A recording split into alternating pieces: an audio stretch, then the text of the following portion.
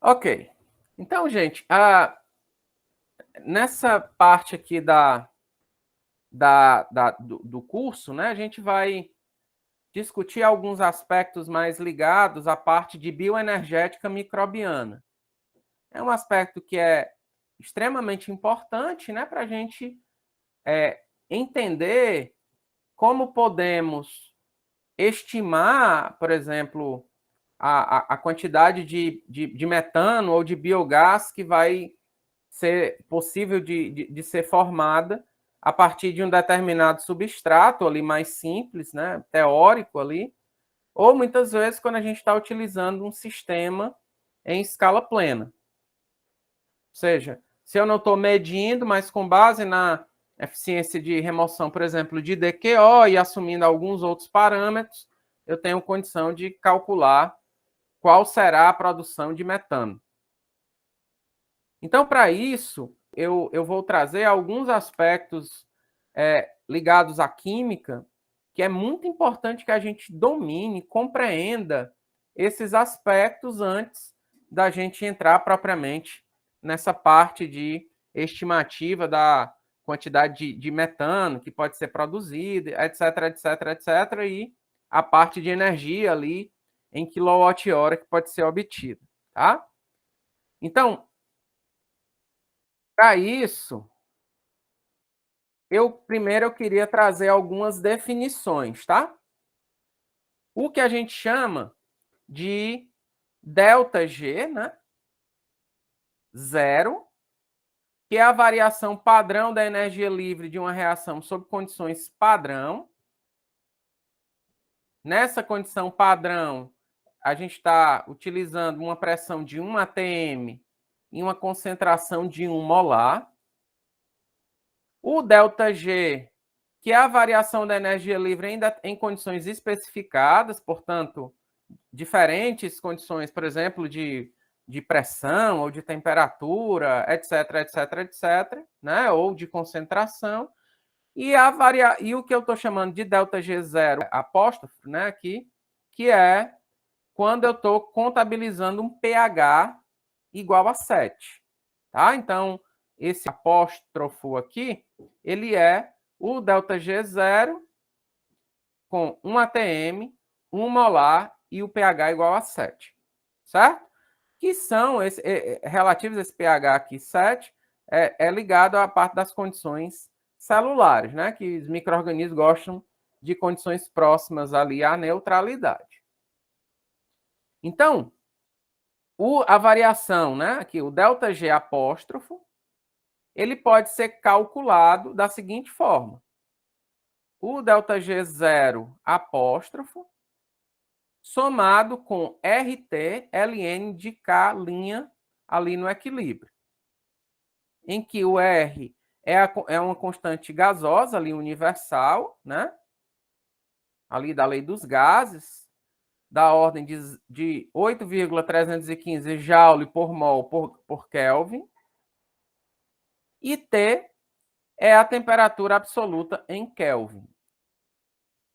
E que esse K, essa constante de equilíbrio, né, assumindo-se essa equação aqui cinética, A pequeno A grande mais B pequeno B grande, esses reagentes e esses produtos aqui que vocês estão vendo, essa constante do equilíbrio pode ser obtida da seguinte forma: concentração de C elevado a Czinho, né, multiplicado pela concentração de D elevado a Dzinho, dividido por esses parâmetros aqui ligados aos reagentes, né? Então, até aqui, nada de novidade para vocês em relação ao cálculo dessa constante de equilíbrio, tá?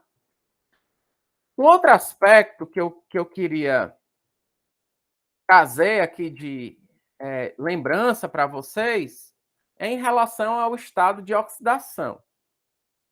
Então, a primeira coisa é que o estado de oxidação de um elemento em uma substância elementar é zero. Ou seja, quando eu tenho hidrogênio, H2, oxigênio, O2, né, o estado de oxidação desses, né, elementos aqui é igual a zero. O estado de oxidação do íon de um elemento é igual à sua carga. Por exemplo, o sódio, né? Na+, o estado de oxidação é +1. O ferro, 3+, o estado de oxidação é +3.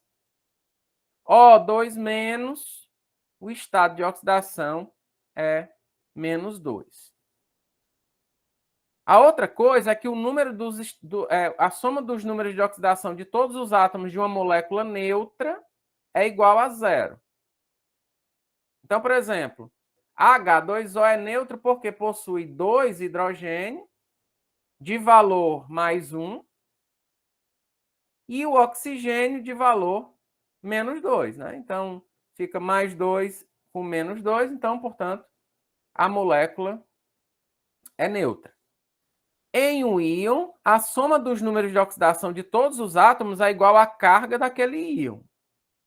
Então, por exemplo, no íon OH-, eu vou ter o O-2, o hidrogênio +1, né? Isso tudo vai ser igual a -1. Em compostos, o estado de oxidação do oxigênio é praticamente sempre -2, enquanto, né, o de hidrogênio é sempre +1. Em compostos simples de carbono, o estado de oxidação do C pode ser calculado pela soma dos átomos H e O presentes e utilizando os estados de oxidação desses elementos, como citados no número 5, né? Porque em um composto neutro, a soma de todos os números de oxidação deve ser 0.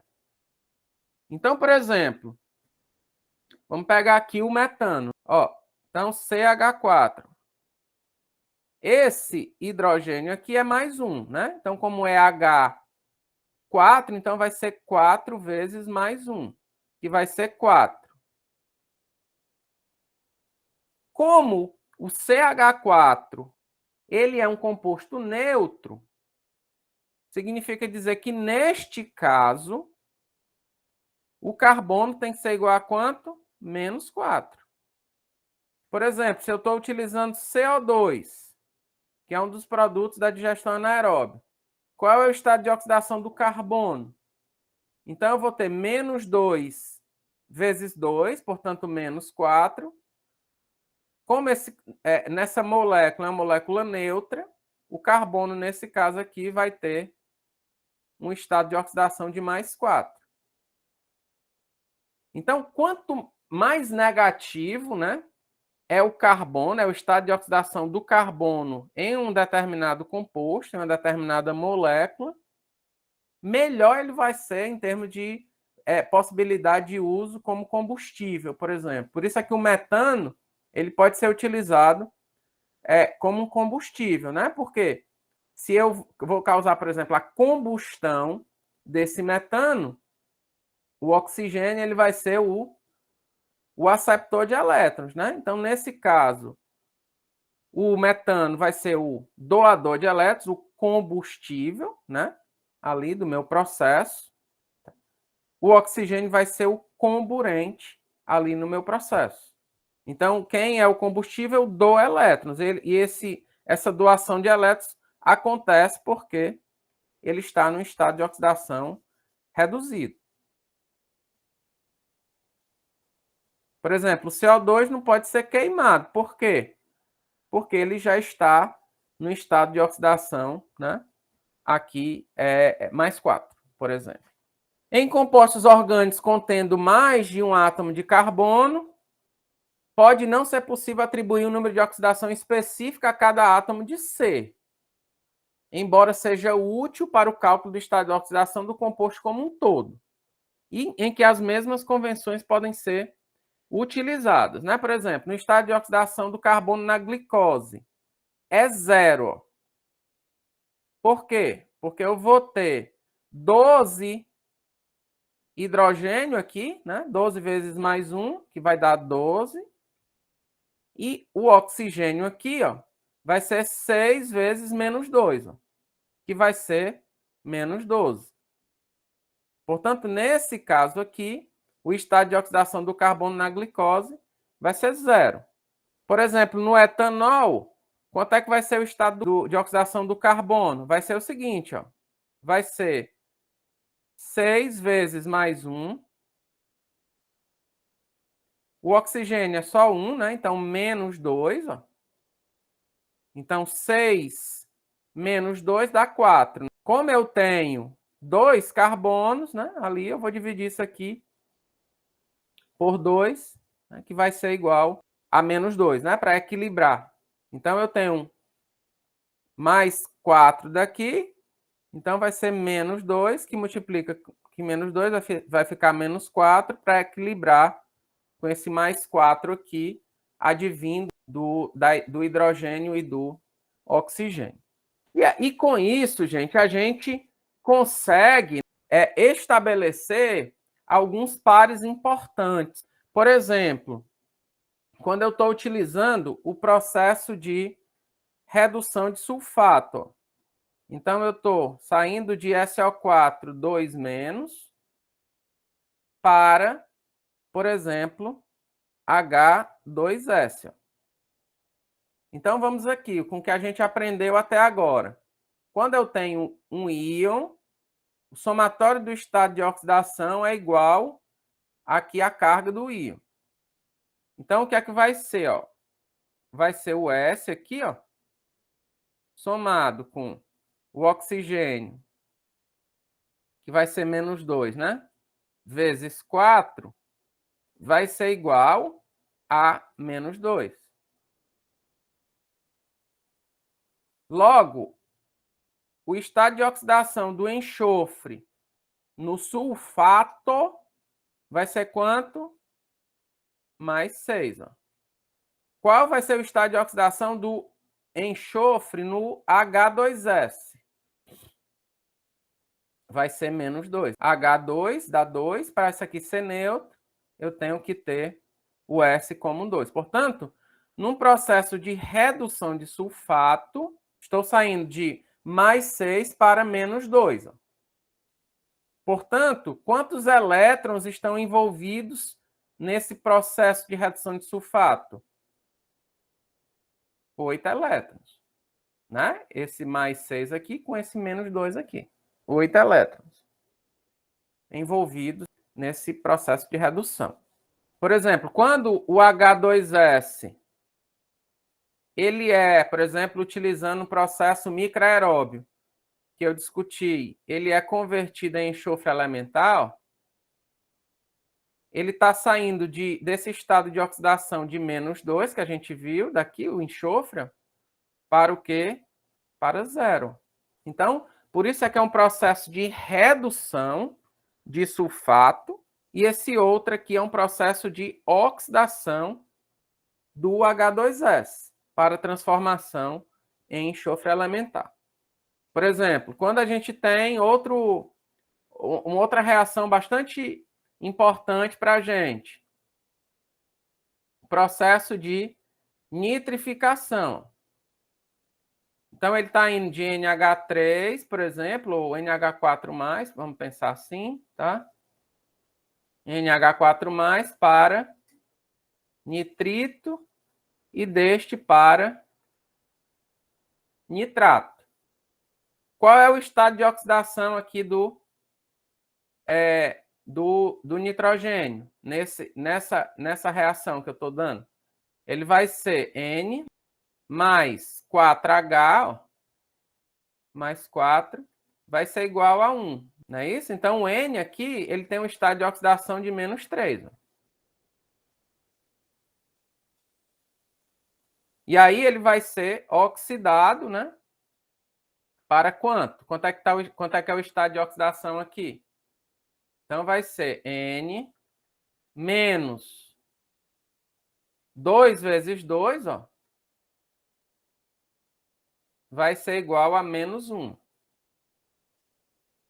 Então, esse N vai passar para um estado de oxidação de mais 3. Por isso é que a nitrificação é um processo oxidativo. Perda de elétrons. E um processo de redução é um processo de ganho de elétrons.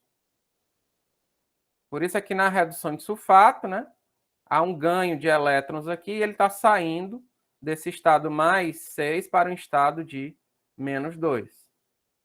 Por isso aqui na nitrificação, que é um processo oxidativo, ele está saindo de um estado de oxidação de menos 3 aqui, ó, para mais 3. Então, com base nesses aspectos, vocês podem aprender a trabalhar, por exemplo, em balanços, né, da estequiometria de reações, né, importantes envolvidos aí em sistemas anaeróbios de tratamento de esgotos, tá? E também isso vale para processos aeróbios também. Então, se a gente pegar ali o que eu falei, né? Por exemplo, a amônia, ela vai estar no estado de oxidação menos 3. Quando ela é transformada em nitrito, vai passar para um estado de oxidação mais 3, que é o que está aqui, né? Está aqui ele. Quando vai passar para nitrato, ela vai para um estado de oxidação, esse nitrogênio, de mais 5. Ó.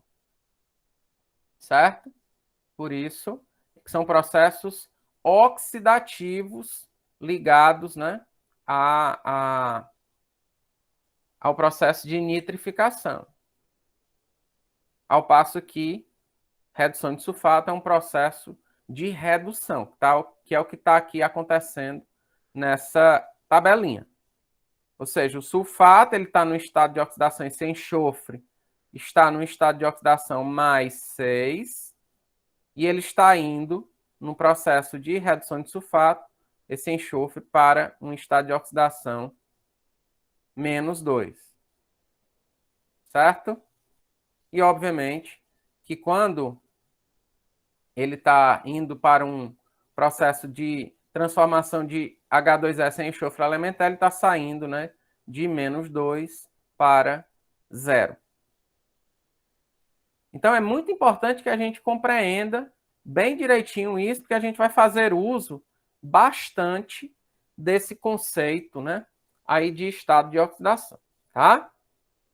Um outro aspecto que eu queria trazer para vocês, que a gente viu até então, é o cálculo da energia livre de Gibbs.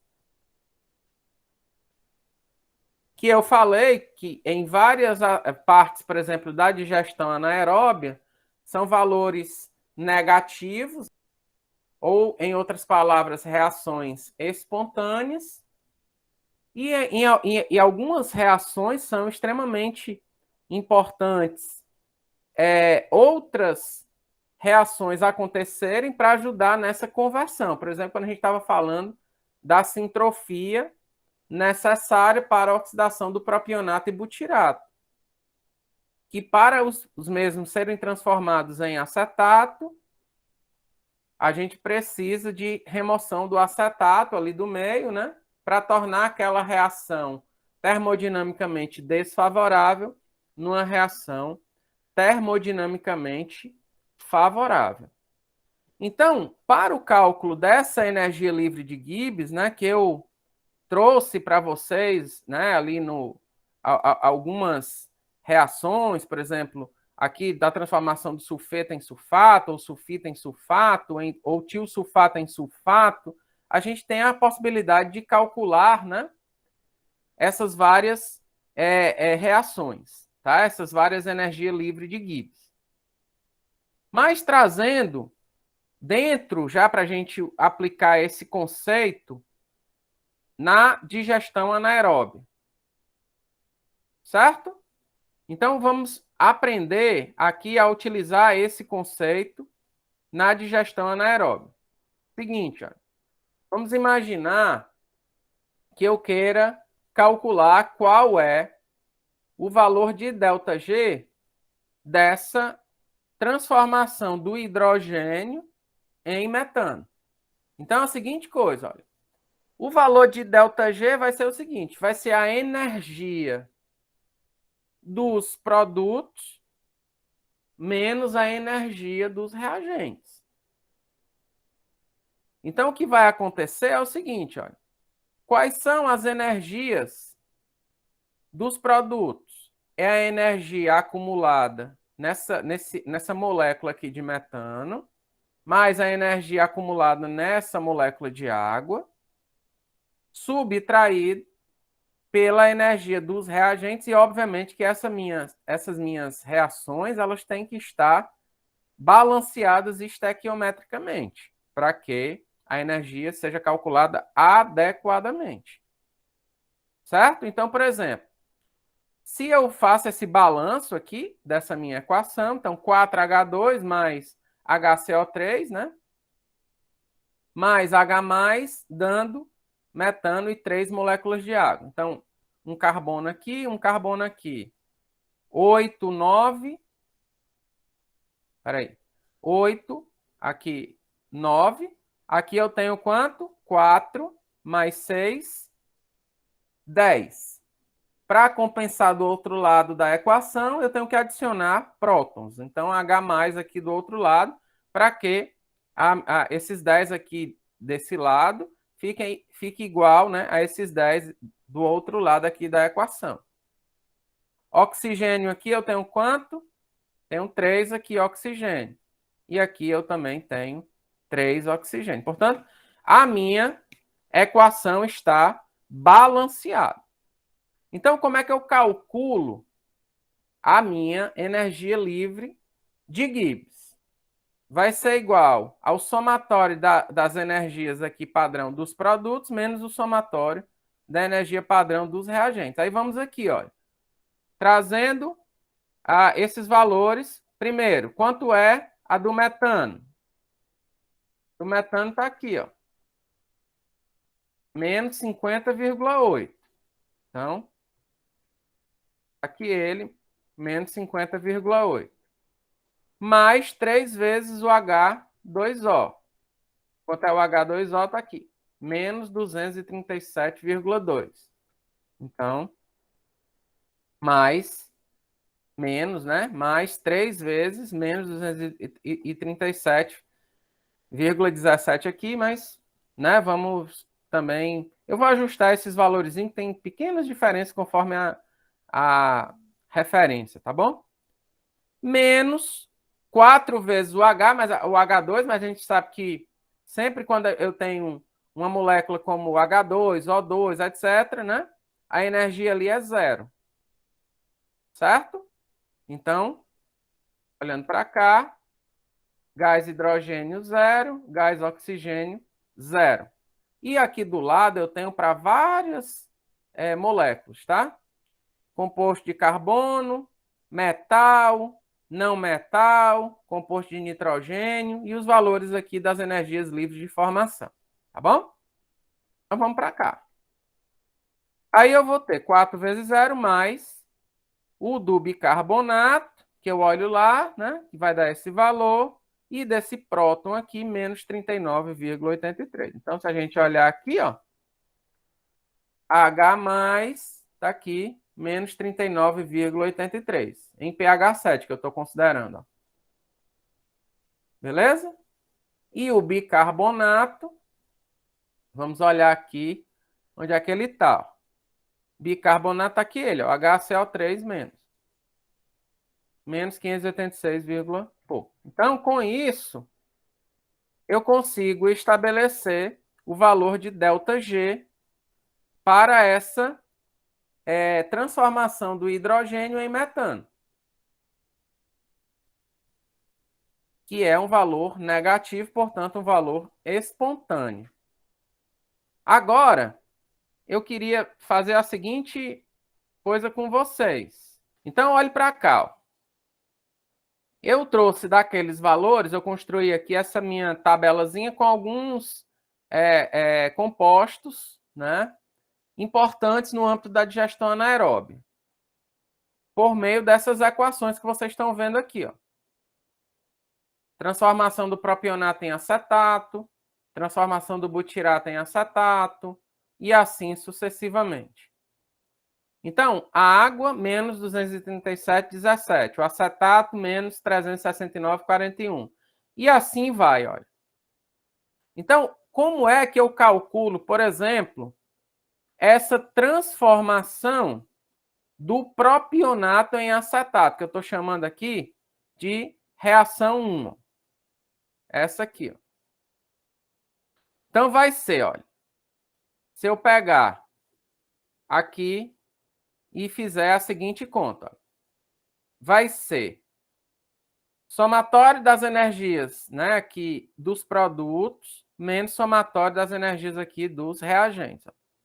Vai ser uma molécula de acetato, né, um mol de acetato, está aqui ele, ó, acetato, está aqui ele, 360, menos 369,41. Então, mais esse, mais bicarbonato, está aqui ele. Mais hidrogênio, próton, H+, está aqui ele. Mais 3 vezes, cadê? 3 vezes hidrogênio, que é 0, né? 3 vezes hidrogênio aqui, que é 0. Menos o somatório do propionato, que está aqui ele, ó, propionato, mais 2 vezes o H2O que está aqui ele, ó, mais 2 vezes menos, né, 237,17.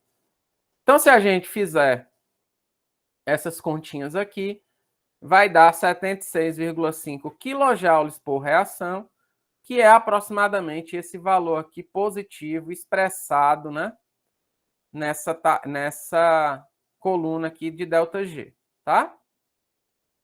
Se a gente pegar e fizer os mesmos cálculos para o butirato, façam isso aí, façam vocês aí, para ver se bate com esse valor aqui. Pronto. Então, assim, vocês já sabem como calcular energia livre, certo? Sempre com base nessas energias livres de formação que a gente obtém em livros ligados à temática. Tem um capítulo do livro do Brock que é específico sobre tudo isso que eu estou falando. Ligado à parte de estado de oxidação, no apêndice do livro do Brock, eu vou disponibilizar para vocês também, tá? Cálculo de energia livre de Gibbs, de balanceamento de equação, que são aspectos importantes, né, aqui para, no final, a gente calcular esses valores de ΔG, certo? Obviamente que hoje em dia a gente tem, especialmente nessa parte de gestão anaeróbia, né, tem já todas essas equaçõezinhas aí, da maior parte das reações, já disponibilizadas o balanço, né, estequiométrico dessas reações químicas. Mas, eventualmente, em algum composto mais específico que vocês trabalhem, etc., etc., essa é a forma que a gente utiliza para fazer esses cálculos. Uma outra forma que a literatura cita, gente, para cálculo dessa energia livre é a partir, né, desta equação que eu apresento, que é ligado agora ao estado de oxidação, né, ali de cada ou o potencial de redução de cada uma dessas moléculas, tá? Então o cálculo ele é realizado a partir desta equação aqui, olha. Um N, que é o número ligado ao número de elétrons envolvidos ali na reação. O F, que é a constante de Faraday, 96,48 kJ, né, por volt. E esse delta é 0 apóstrofo aqui. O que é que ele é? É a variação do estado, né, do potencial de redução ali das minhas reações, certo? E uma vez mais, aqui em condições de pressão, né, condições padrão aí, e em pH igual a 7, né, por causa do apóstrofo. Então, se a gente pegar vários pares redox aqui, olha, sulfato, CO2 formiato, 2H2, H2, etc, etc, né? A gente tem aqui os valores do potencial de redução de cada um desses pares. Se a gente pegar aqui, olha, o par oxigênio, água. Ou seja, sempre o que está do lado direito é o que vai receber, né, os elétrons, ou seja, vai se reduzir. E sempre o que está do lado direito é exatamente o produto após essa redução. Certo? Então, a gente observa que o potencial de redução do oxigênio ele é mais 0,82. Se a gente dispor isso, né, em uma torre, chamada de torre redox, a gente observa a seguinte coisa, olha, que o oxigênio está lá embaixo, olha. Quanto maior é esse valor do potencial de redução, ou seja, quanto mais positivo for o potencial de redução, maior é a quantidade de energia que a gente acaba formando ali com aquela transformação de alguém que quer doar elétrons para alguém que quer receber elétrons. Então, por exemplo, quando eu estou fazendo uma analogia da quantidade de energia que eu vou gerar quando a glicose é transformada, né, ou ela é oxidada às custas da redução do oxigênio, ou quando essa mesma molécula de glicose ela é oxidada às custas, por exemplo, da transformação do nitrato em gás de nitrogênio, por exemplo. Certo? Então, a gente observa a seguinte coisa, olha, que a quantidade de energia aqui, ó, da molécula de glicose, está aqui na parte superior. Quando ela vai ser oxidada, ela vai ser transformada em CO2. Ó. Então, a glicose vai dar esses elétrons, nesse caso aqui, 24 elétrons são envolvidos, né, nessa transformação da glicose. E ela vai ser transformada em CO2. Ó. Esses elétrons vão ser transportados para quem? Para o oxigênio, que está aqui embaixo. Ó. Ele vai ser reduzido e vai ser transformado aqui, né, em água. Então, essa quantidade de energia, quanto maior a diferença entre quem quer dar e quem quer receber, né, quanto maior for essa diferença nesses estados de oxidação e redução, né, nesse caso aqui, tá? Maior vai ser a espontaneidade da reação e maior vai ser a quantidade de energia que vai ser formada ali ao final, né, dessa reação de oxirredução. Então, se eu pegar, que é a parte 3, ó, a quantidade de energia vai ser de menos 237 kJ, né? Ou seja, é um processo espontâneo de acontecer. Se eu fizer a mesma analogia para o nitrato, olha, vai ser menos 163 kJ por reação. Significa dizer que se eu tiver nitrato, mas eu tiver oxigênio, o oxigênio vai pegar todos esses elétrons somente quando o oxigênio for exaurido, é que o nitrato, por exemplo, vai participar dessa reação. Somente quando o nitrato for exaurido, por exemplo, é que o meu par aqui, olha, metano, CO2, vai participar da reação. Está lá em cima. E assim sucessivamente, tá? Sulfato aqui, né? Também está por aqui, esse par. Sulfato H2S. Beleza? E assim sucessivamente. Então, essa torre, ela serve para isso. Para também a gente compreender como determinadas reações são mais preferenciais em relação a outras. Essa torre redox serve para isso. E com base nesses valores aqui do potencial de redução padrão, que estão em volts, eu também consigo calcular, né, ali o meu valor de ΔG. Ó. Então, observe que aqui, como eu estou tratando de variação, né, eu sempre vou estar fazendo uma variação, né, um cálculo entre potencial dos produtos em relação ao potencial dos reagentes. Tá? Então, eu deixo para vocês essa tabelinha e aqui para vocês entenderem. Ó.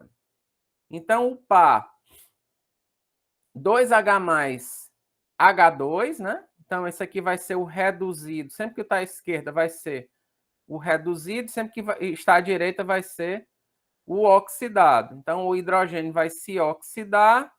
Por outro lado, o outro par, o oxigênio vai se reduzir. Após essa redução, né? Isso aqui vai se transformar em H2O, certo?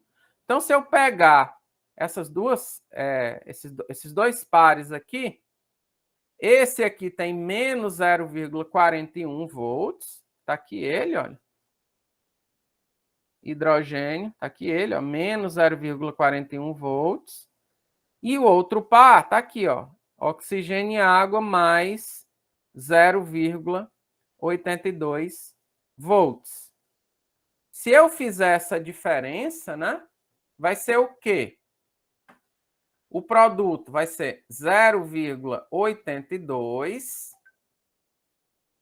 menos 0,41. Portanto, eu vou precisar de uma diferença de potencial de 1,23 volts para que essa reação aconteça. E ela envolve 2 elétrons. Então, como é que eu calculo isso? Calculo da seguinte forma. Vou pegar, eu quero que vocês façam isso, né? O valor de ΔG, com base nessa lei de Faraday, né? Etc, etc, vai ser o quê? O número de elétrons, que vai ser 2,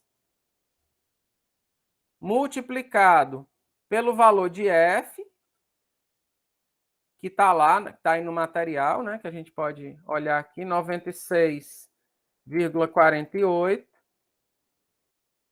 vezes 96,48 multiplicado pelo delta aqui, que vai ser 1,23 volts.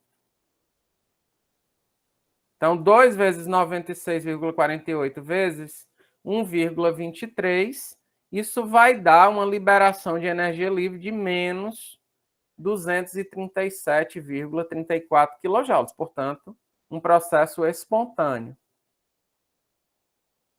Tá? Então, são duas formas de realizar esses cálculos. Eu, particularmente, gosto mais da primeira forma, né, que eu mostrei para vocês, mas temos também essa outra possibilidade, tá bom? Então, quando a gente está trabalhando com um substrato simples, né, e tal, por exemplo, acetato, propionato, butirato, né, a gente pode fazer uso de uma equação chamada de equação de Boswell, para estimarmos, muitas vezes, a quantidade de biogás que pode ser formada, de metano, de CO2, que podem ser formados. E, por exemplo, se a gente avança um pouquinho mais em relação a essas equações, podemos contabilizar também a quantidade de nitrogênio na forma de NH3 que vai ser formado, por exemplo, quanto de enxofre vai ser formado, como eu vou mostrar para vocês já já. Então, essa equação aqui que eu estou apresentando é uma equação que nos permite calcular qual a DQO em função da composição do substrato que a gente está trabalhando. Por exemplo, quanto vale, em termos de DQO, 1 grama de acetato? Ou quanto vale, em termos de DQO, 1 grama de propionato?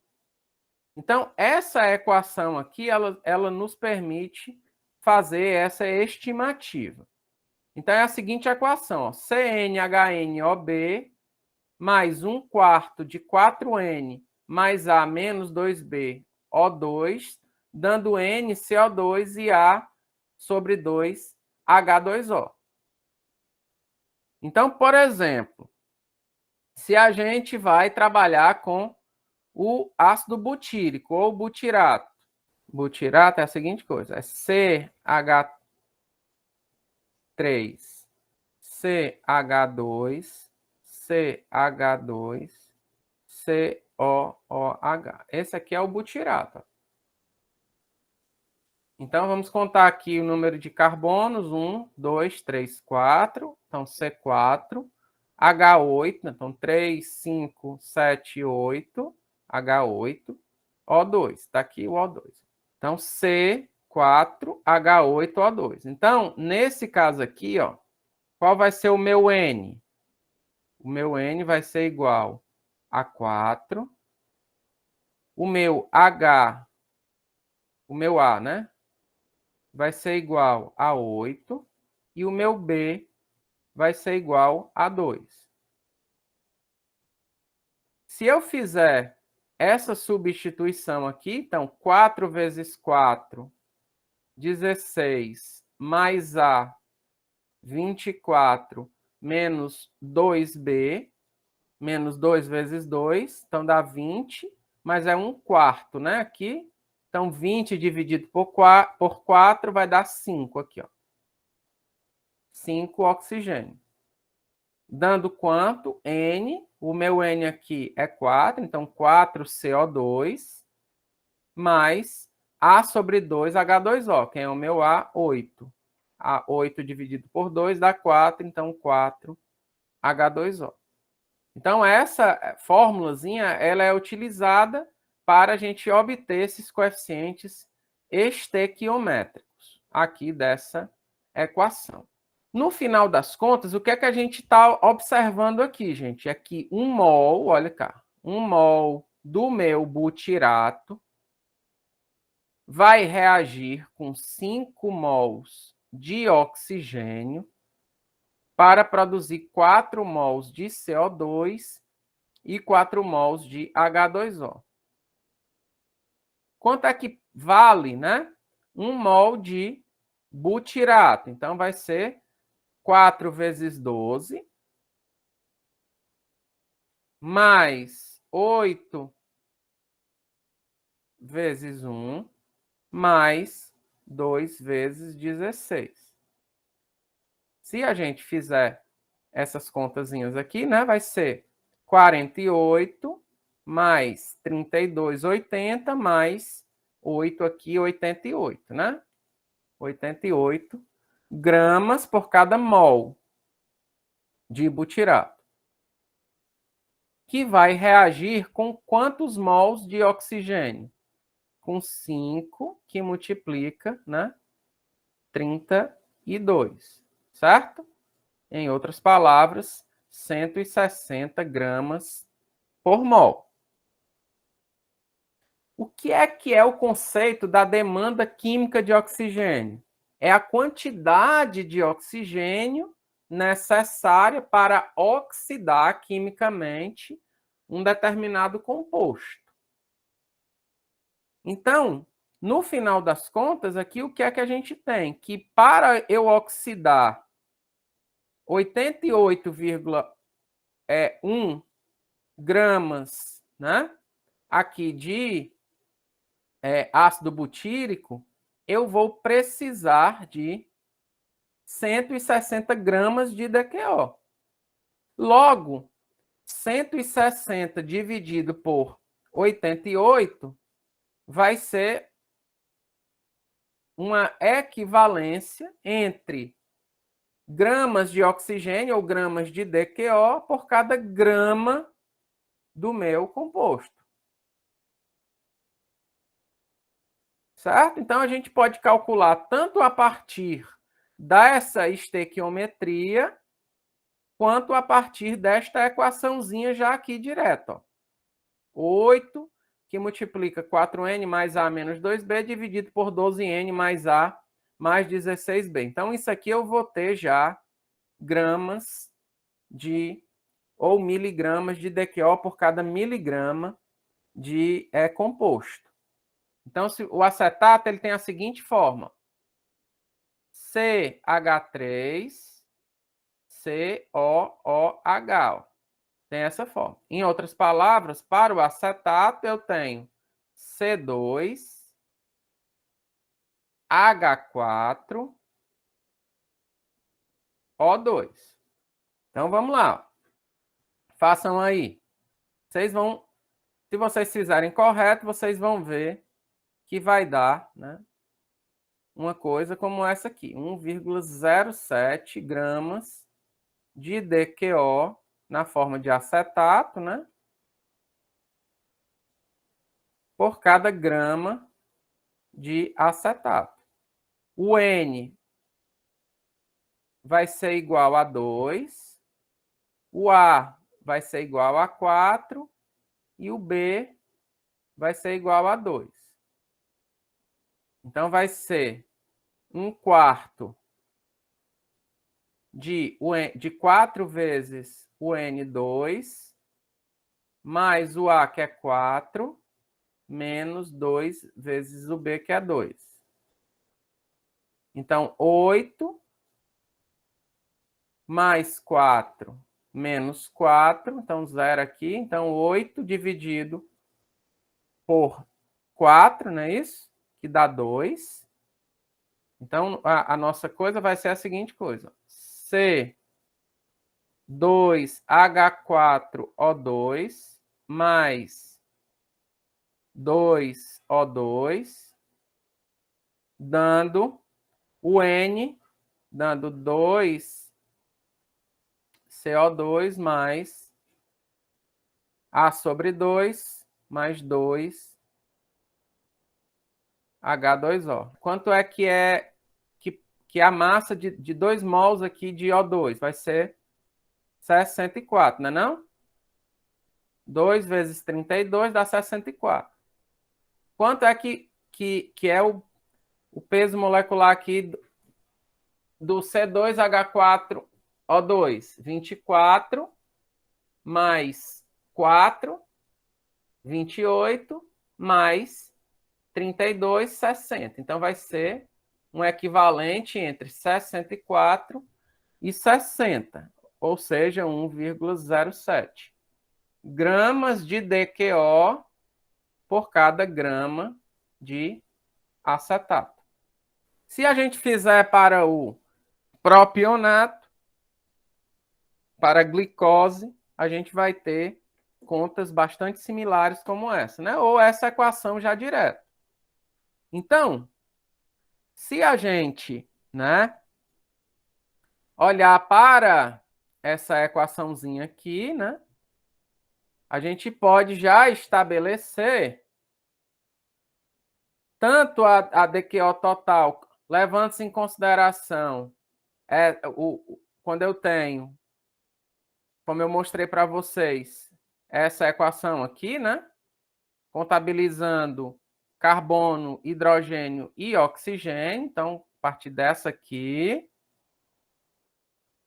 E se eu estou contabilizando nitrogênio, aí eu tenho aqui, olha, essa outra equação de baixo, menos 3D, quando eu tenho um N e um Dzinho aqui, tá? DQO quando eu tenho um N, um nitrogênio presente nessa molécula ali, tá? Então, não é CHN, né? Vai ser CN, HA, OB, ND. E aí eu consigo calcular a DQO total com base simplesmente nesses coeficientes. E também, com base nessas estequiometrias, eu consigo expressar a minha relação entre DQO e carbono orgânico total. a partir dessa equaçãozinha aqui. 8 que multiplica 4N mais A menos 2B menos 3D dividido por 12N. Então, por exemplo, qual é a relação entre DQO e carbono orgânico total para o acetato, que a gente acabou de calcular? Vamos lá. Vai ser 8, então a DQO COT para o acetato vai ser 8, que multiplica 4, o N para o acetato é 2, 4 vezes 2, mais o A, o hidrogênio, é 4, mais 4, menos 2 vezes o B, que é 2, menos 3 vezes o D, que é 0, né? A gente não tem nitrogênio. Isso tudo dividido por 12 vezes o N que é 2, né? N que é 2. 12 vezes 2. Isso aqui dá quanto, pessoal? 64 dividido por 12 vezes 2. Então, 64 dividido por 24. 2,67. Então, com base nisso, então vamos para cá. Quanto de oxigênio, quanto de CO2 e quanto de H2O. Tá? Então, por exemplo, para o acetato, a gente viu que é 1,07, né, miligramas de DQO por cada miligrama de acetato. Para o butirato, a gente viu que é 1,82 miligramas de DQO por cada miligrama de butirato. Se a gente fizer esses mesmos cálculos para o propionato, a gente vai obter esses valores. 1,51. Para a glicose, 1,07. Para metanol, 1,50. E assim sucessivamente. E eu destaco aqui para o metano. Então, 1 grama de metano, se eu fizer essas continhas aí, né? Usando esses mesmos princípios que eu apresentei, a gente vai ter que 1 grama de metano é equivalente a 4 gramas de DQO. E aqui a relação DQO, carbono orgânico total, que, como calculamos, para o acetato é 2,67. Logo, né, se eu tenho a equivalência de DQO e a relação, o número, né, de DQO COT, né, eu posso calcular qual é, né, a equivalência em termos de grama de carbono orgânico total por cada grama do meu composto. Então, por exemplo, quanto é para o acetato? Basta eu dividir miligrama de DQO por miligrama do meu composto pela relação, né, DQO-COT.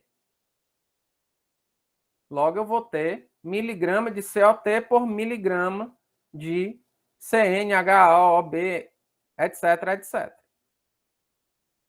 Tá certo? E qual vai ser o estado de oxidação do carbono no acetato? Aí a gente já pode calcular, né? Então, a gente aprendeu aqui a calcular. A gente viu, né, que o acetato ele é C2H4O2, né? Então vamos lá. C2H4O2. O O é menos 2, né? Então vai ser menos 2 vezes 2, que vai ser menos 4. O H a gente viu que é mais 1. Então vai ser mais 1 vezes 4. Né? Então, essa molécula aqui, quanto é que vai ser o carbono, o estado de oxidação do carbono nessa molécula de acetato? 0. Vamos para o propionato agora. O propionato, a gente viu que ele é C3 Vamos lá, por outro lado. C3. H3, 5, 6. H6. E oxigênio 2. Então, vai ser menos 4. H6 aqui, ó. Vai ser 1 vezes 6. Então, vai ser... O resultante disso aqui vai ser mais 2. E ele é C3, né? Então, o carbono, aqui o estado de oxidação vai ser 2 dividido por 3. Certo? Então, se... que é 0,67, né? Então, se a gente observar, positivo ou negativo? Negativo, né? Porque Negativo, não é isso? Por quê? Porque balanceado. isso aqui tem que ser neutro, não é isso? Então, se eu tenho menos 4 aqui, eu tenho que somar, né? Aqui, o estado de oxidação desse carbono negativo para equilibrar aqui a minha molécula, né? Em termos de carga. Beleza? Então, se eu voltar aqui, eu tenho aqui os vários estados de oxidação. No caso do propionato, menos 0,67, né? Ou, do jeito que está aqui, que está com aproximação decimal, menos 0,7. E para a gente não estar tendo que calcular isso, mas obviamente que eu gosto de mostrar para vocês como é, existe uma equaçãozinha, né? Que nos permite calcular o estado de oxidação, que é essa aqui, ó, 2B menos A mais 3D dividido por N. Bom, então, olhe para cá. Essa tabela é uma tabelona que eu também tirei de um livro, né? Ela tem composto aqui, ó, metano, CN, né? Então, N é igual a 1. O A, que é o hidrogênio, igual a 4, CH4, né? Então, ele tem 4 gramas de DQO por cada grama de metano. Tem essa relação em termos de carbono orgânico total, essa relação DQO carbono orgânico total. O estado de oxidação a gente já viu, né? CH4, então C tem que ser menos 4. Está aqui ele. E aqui é o que se espera em termos de metano. Então, se a molécula é metano, obviamente que eu vou ter 100% de metano. Agora, se eu trabalho com outro composto, né? Por exemplo, como metanol, eu tenho como calcular quanto vai ser a minha expectativa em termos de metano e quanto vai ser a minha expectativa em termos de CO2. E isso vai ser importante para eu entender como vai ser a composição do biogás, tá? Então, na próxima aula, a gente vai ter mais oportunidade de discutirmos esses aspectos. O N aqui é o C, né? Então, é CN,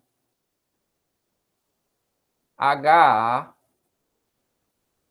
OB e ND. Então, no propionato, o meu N é igual a 3.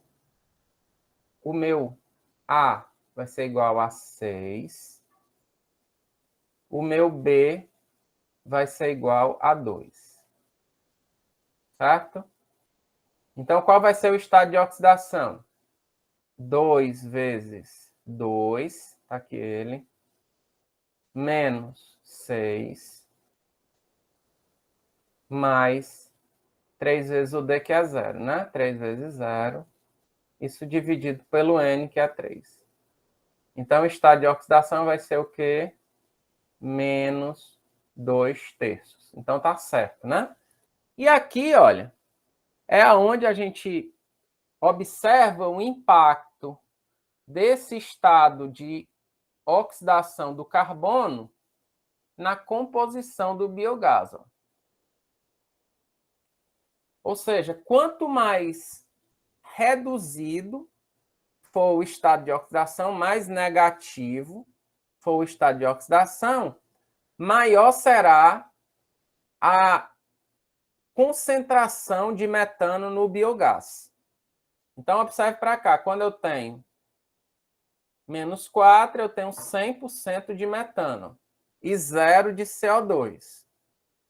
Na medida em que o meu estado de oxidação vai se tornando mais positivo, o que é que vai acontecendo? O percentual de metano vai diminuindo e o percentual de CO2 vai aumentando.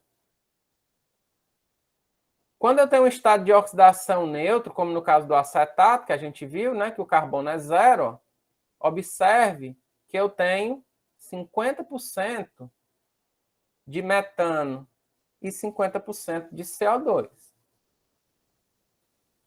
Quando eu atinjo o estado de oxidação mais 4, eu só vou ter CO2.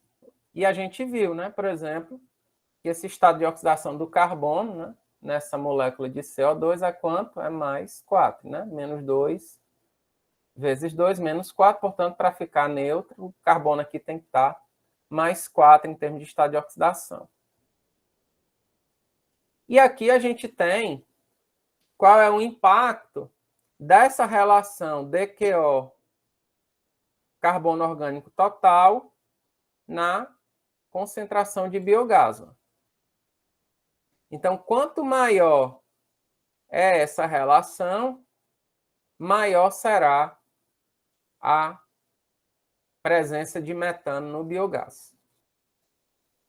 Que é o que está mostrando aqui nessa equaçãozinha, tá? E aí, ó, esse percentual, existe uma equação que eu destaco aqui, que me permite estimar essa concentração de metano no biogás com base nessa relação entre DQO e carbono orgânico total. Essa equação aqui, 18,75, que multiplica a relação DQO, carbono orgânico total. Então, a equação de Boswell é essa equaçãozinha aqui que eu apresento, gente.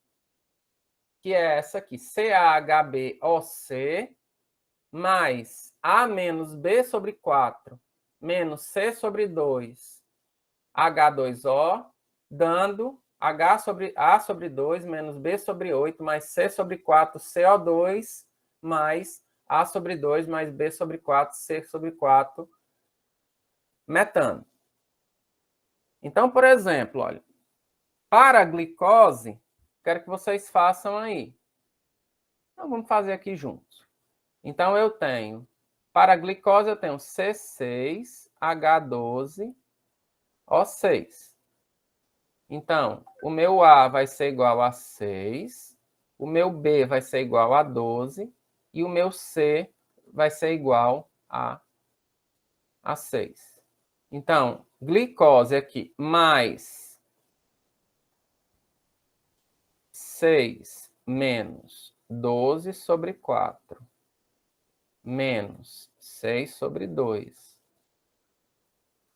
H2O, dando 6 sobre 2 menos 12 sobre 8 mais 6 sobre 4 CO2 mais A sobre 2, 6 sobre 2 mais B sobre 8. Então, 12 sobre 8 menos 6 sobre 4 CH4. 0. Então, mais 0 H2O, então, dando aqui já direto, né? 0 H2O, dando quanto aqui de CO2? 6 dividido por 4, 1,5. Mais 3 CH4. Ó. Então, no final das contas, gente, o que é que isso está me dizendo? Olha, que para cada 1 mol de glicose que eu removo, eu vou formar 1,5 mols de CO2 e vou formar 3 mols de CH4. Qual vai ser o percentual de metano nesse biogás formado aqui, ó? Vai ser 3 mols de metano dividido pela quantidade de mols de gases formados. Então, 4,5. Isso aqui dá quanto? 3 dividido por 4,5. Então, aproximadamente 67% de metano no meu biogás. Aproximadamente esse valor. Então, se a gente tiver a glicose aqui, não vai ter. Nem na tabela aqui, talvez. Glucose, está aqui. Vocês têm certeza que esse valor aí está certo? Eu acho que é 3 de CO2. Ah, bom. Por isso aqui estava achando estranho esse valor. Então, ó, aqui vai ser 3 dividido por 6, né? Que vai ser 50% de metano.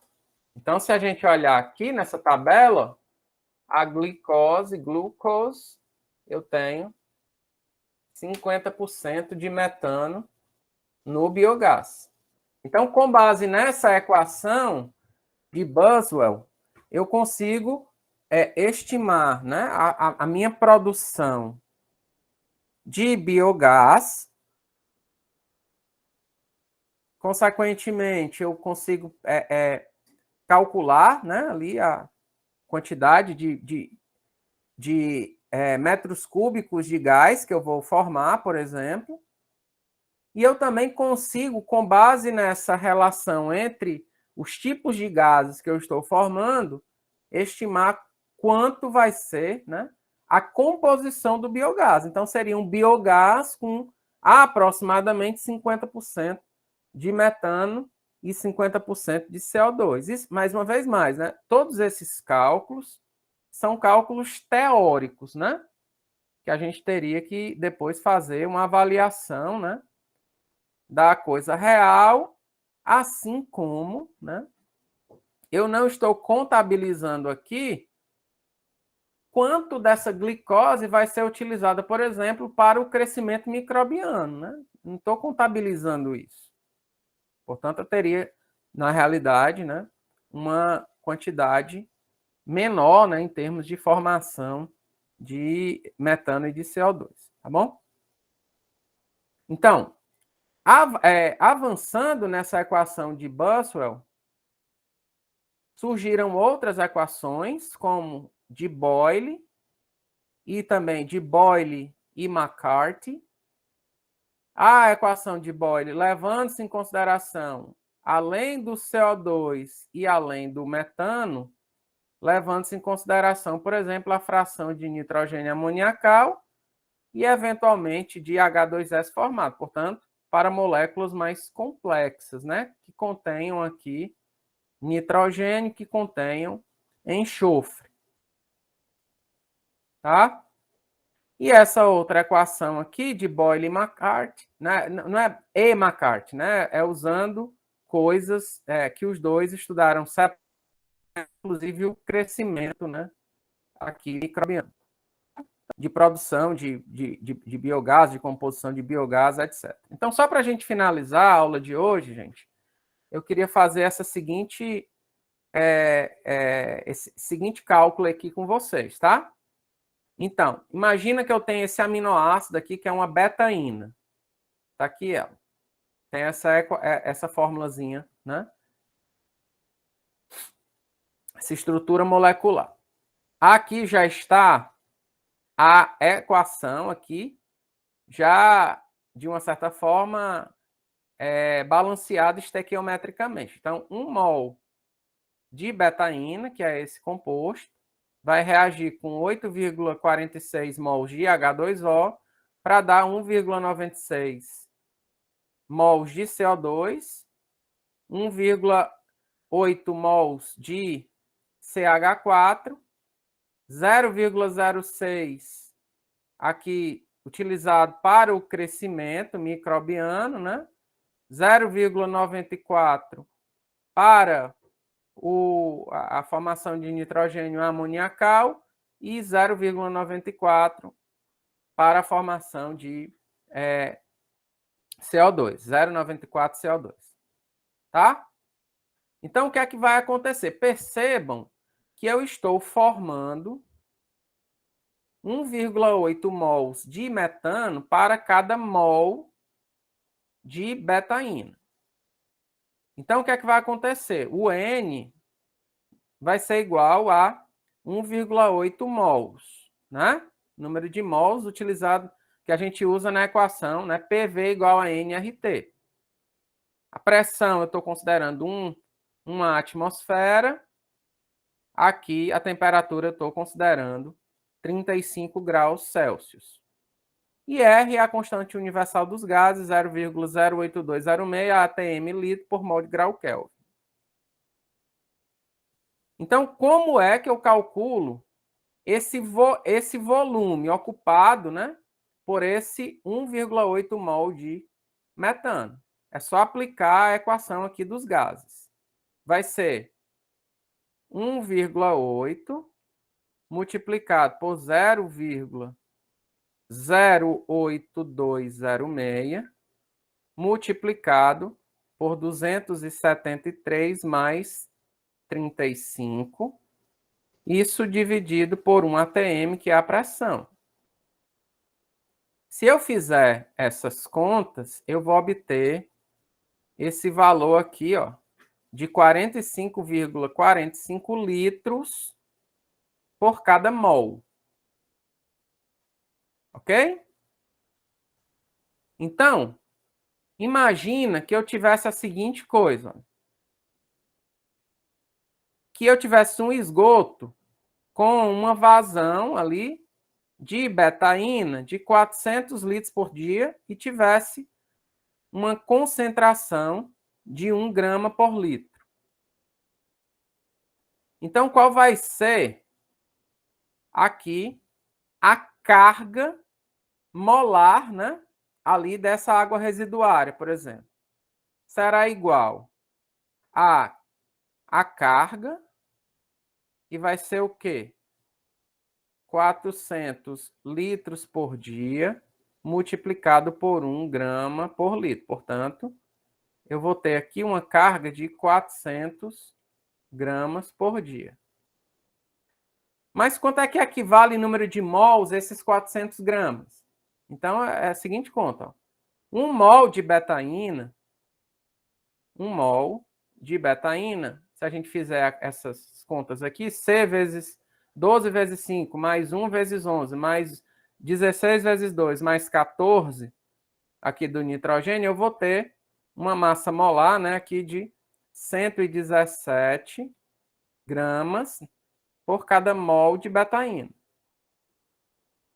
Logo, em 400 gramas, eu vou ter 3,41 mols de betaína. Certo? Então, eu vou só substituir aqui, eu teria 3,41 mols de betaína por dia. Mas a gente viu que o volume, né, aqui, ele vai ser, ele é equivalente a 45,45 litros por cada mol. Logo, se eu tenho 3,41 mols por dia, basta eu multiplicar esse 3,41 vezes 45,45, né? Então, 3,41 mol, 4,45 litros por cada mol, a gente viu, não é isso?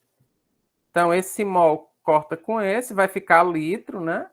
E o dia que já vai estar aqui embaixo. Então, o volume de metano aproximado seria de 155 litros de metano por dia.